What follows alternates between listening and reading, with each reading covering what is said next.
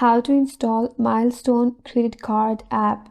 Hi everyone, this is Kate and welcome back to another video, and on this video we will see how we can install Milestone Credit Card app in Android device. So without any further ado, let's get started. So to install the application, you have to first of all open a Play Store and make sure that you're logged in with your Google account.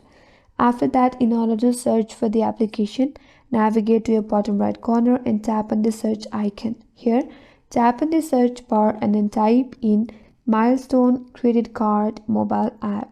After that, you will have this application loaded in your interface. Simply tap on it.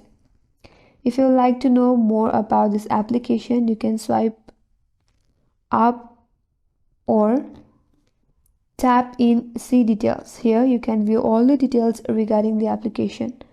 Once they're done, and if you wish to install, tap on Install button. Now, depending upon your internet connection, it might take some time to get downloaded in your device.